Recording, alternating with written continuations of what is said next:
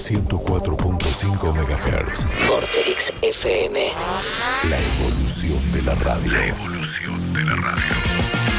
Vorterix MDQ. Dos guerras mundiales. 3 lupas. 5 continentes. 7 plagas. 1000 historias. Un programa. Vuelta por el universo. Todo lo que pasa sobre la Tierra.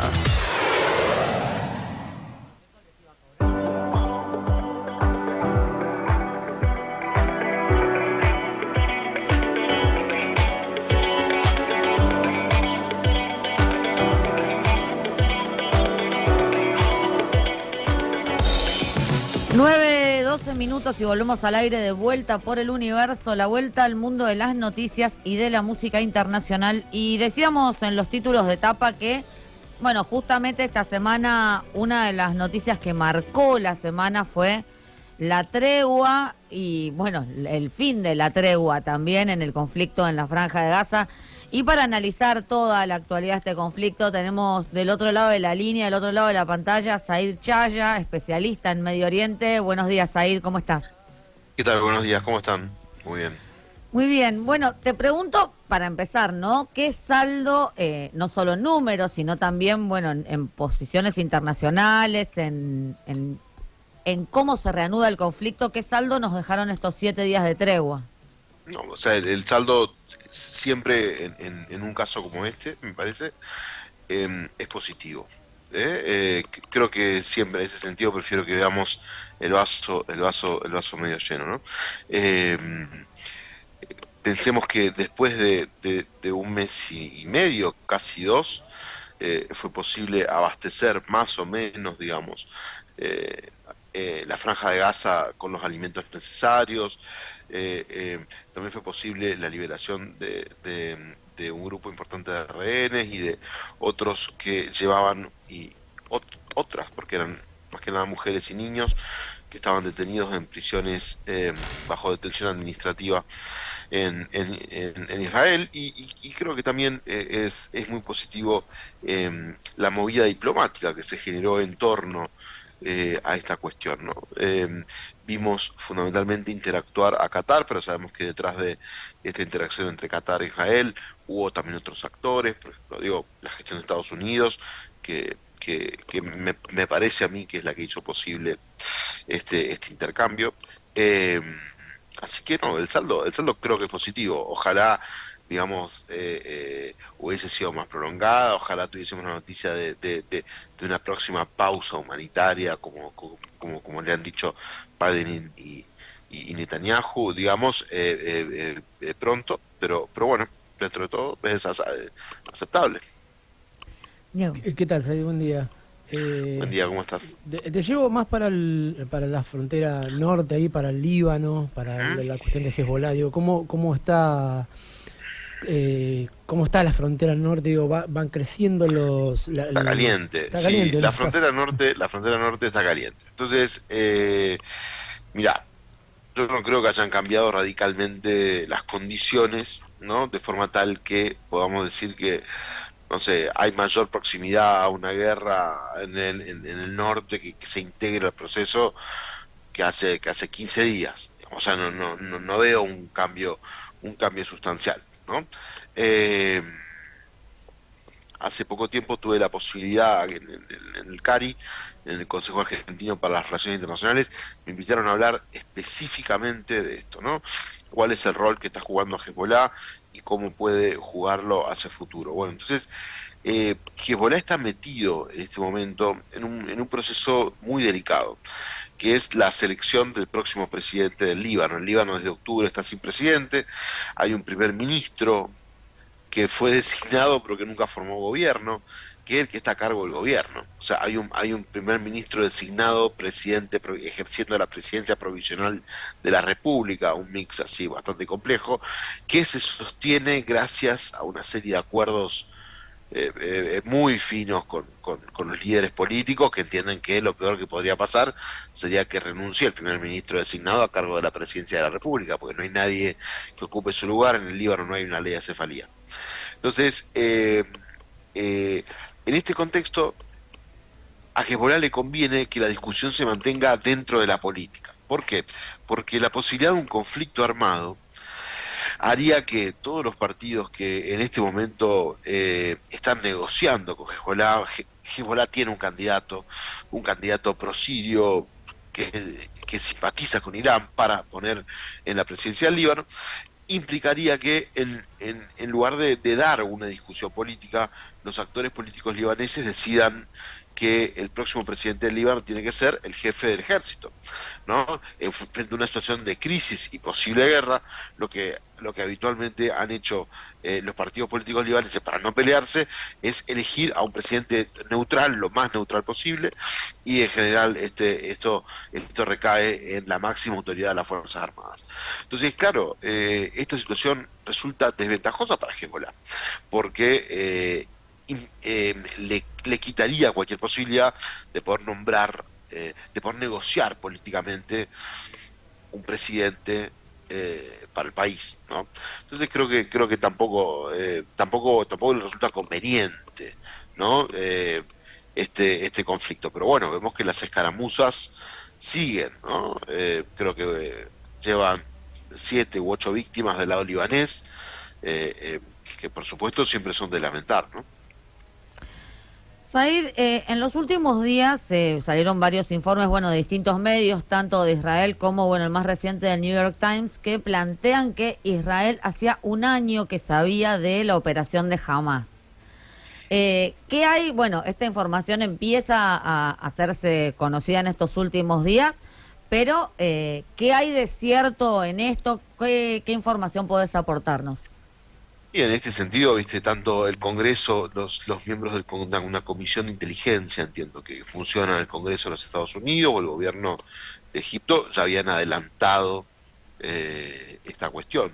Yo también leí un informe de, creo que no sé si fue New York Times o el LA Times, muy interesante, sobre cómo, a pesar de las enormes inversiones en seguridad que había, digamos, en la frontera con Gaza, muchos de los elementos estaban sin mantenimiento. Por ejemplo, había cámaras rotas, drones que no funcionaban,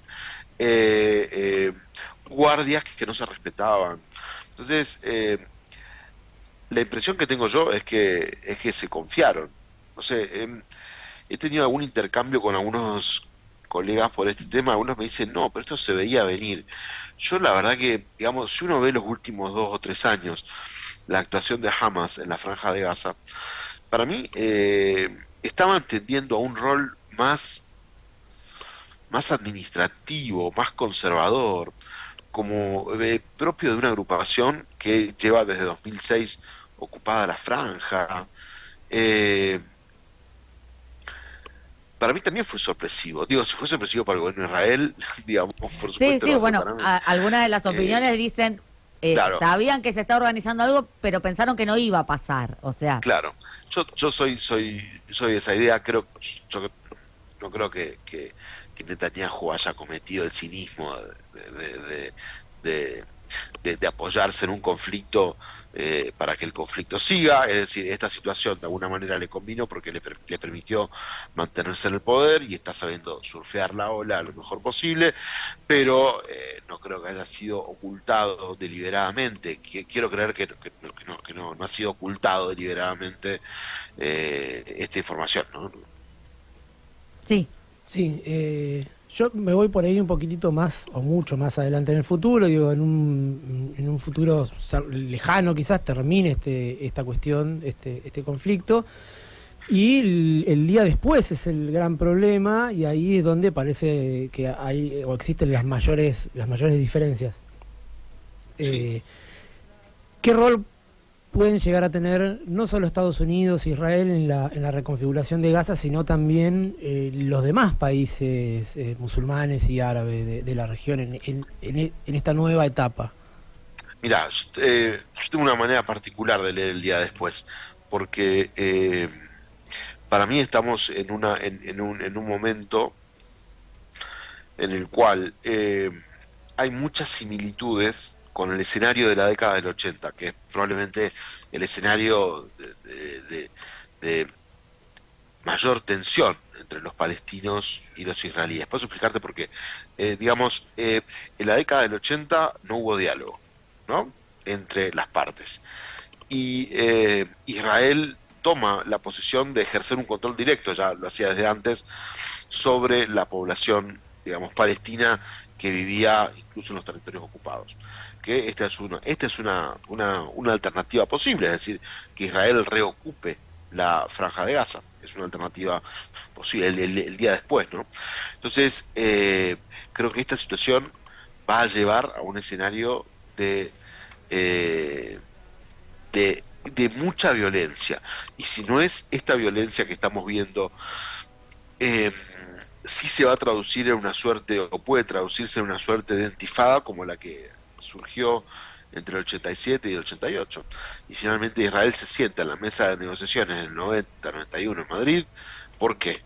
Porque se dio cuenta que era imposible manejar a la población palestina directamente, ¿no? Entonces creo que este es un escenario que se puede llegar a venir. Es decir, Israel va a tomar de nuevo el control de no sé si de todos los territorios ocupados, pero por lo menos de la Franja de Gaza, y este proceso puede ser mucho peor, no solo para los palestinos, sino también para los israelíes.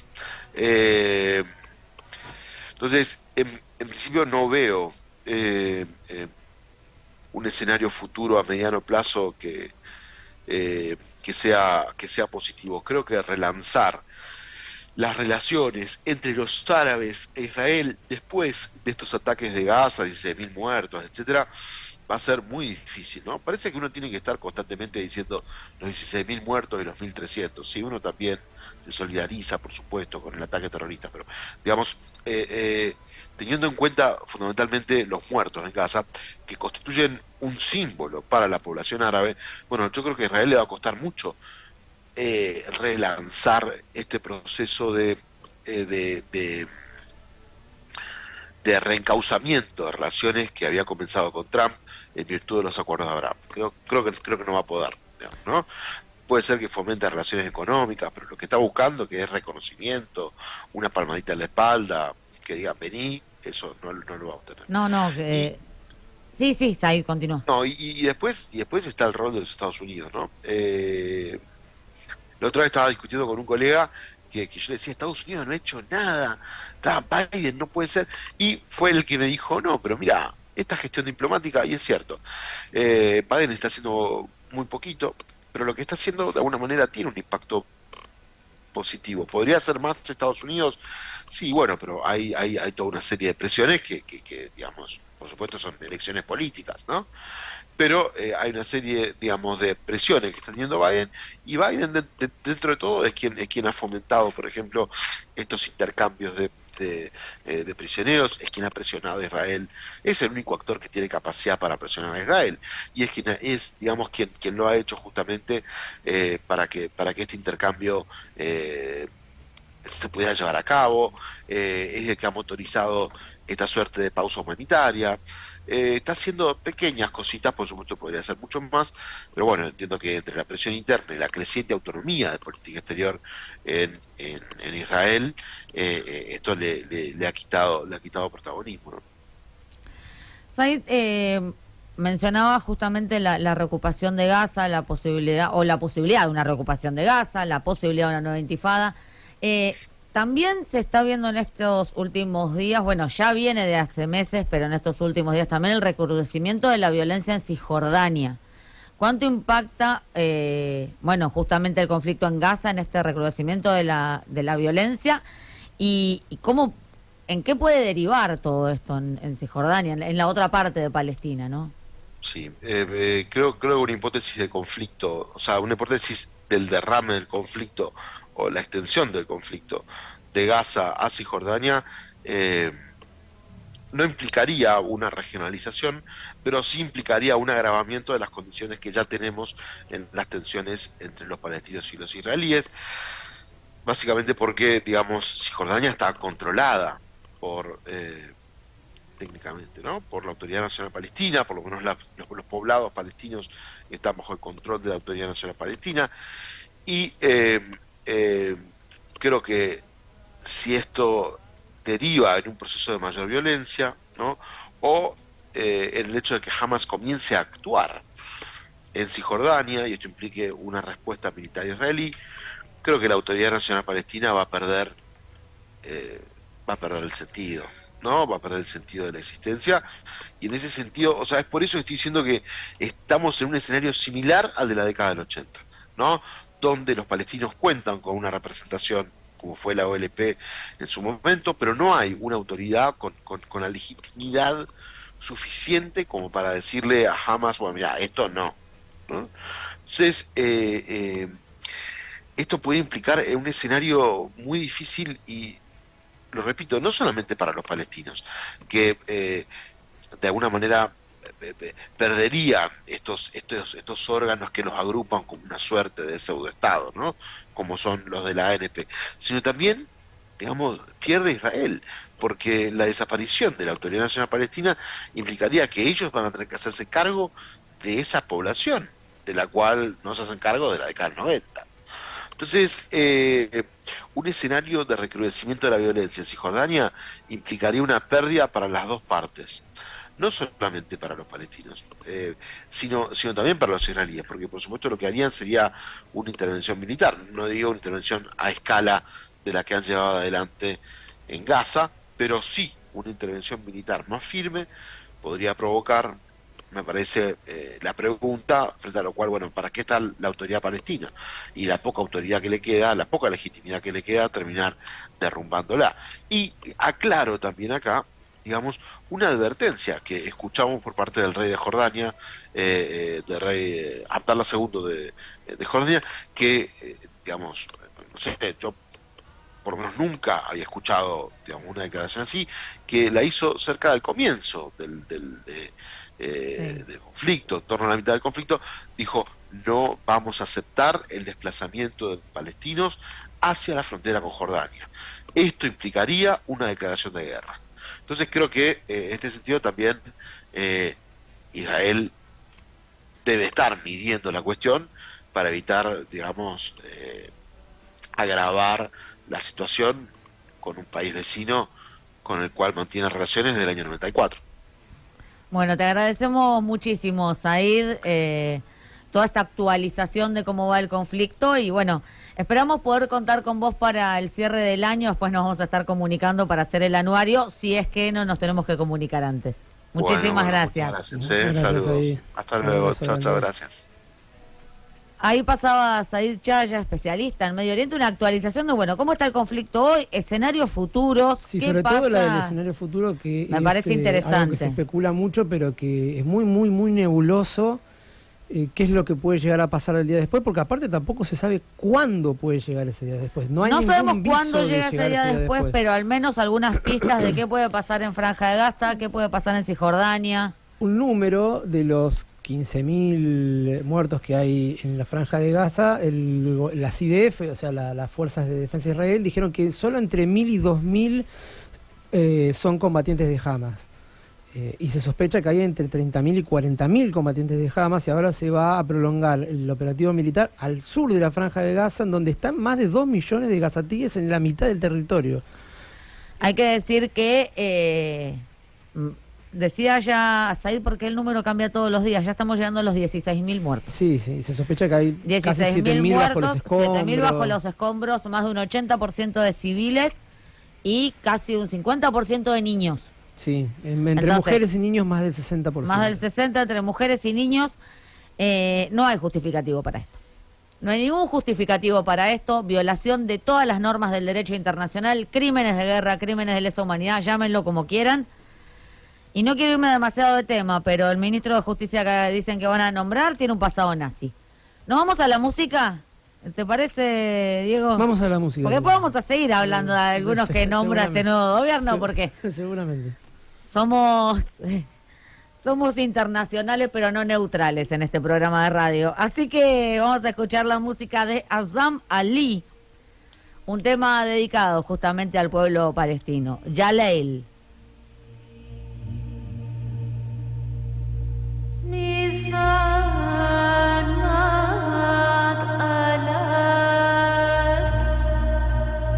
حتى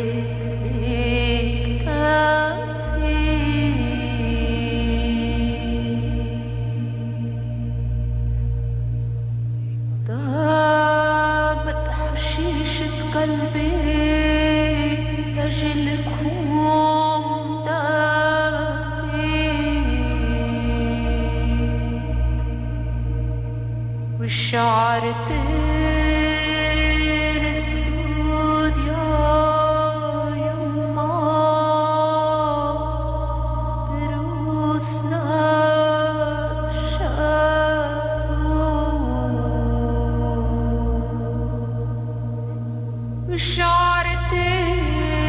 والشعرتين الشجر يا يما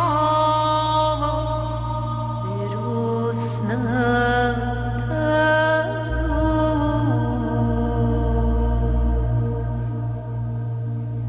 لا تحسبوا إن طالت الغربة يا يما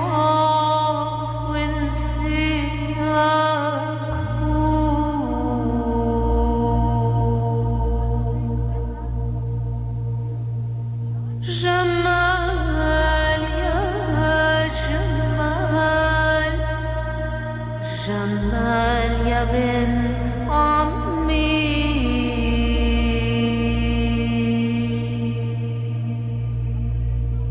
خذ لي السلام لابوي وامي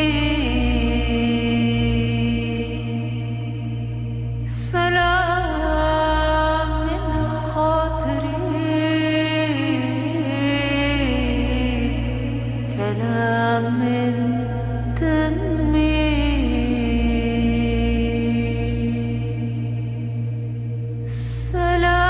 سلام لأخت الحنوني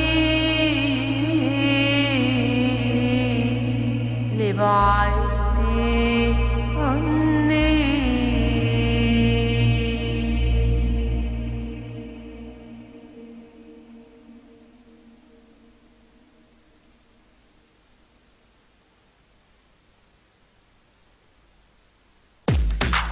Sindicato de Trabajadores Municipales, desde 1950, acompañando al trabajador municipal, adherido a la Federación de Sindicatos Bonaerenses y a la Confederación General de Trabajo. Sindicato de Trabajadores Municipales, Moreno 4359, teléfono 472-9815, 472-3756. Informes en nuestra página www.sindicatomdp.com.ar. Estás en Vorterix Mar del Plata. Estás dando una vuelta por el universo. Vorterix MDQ.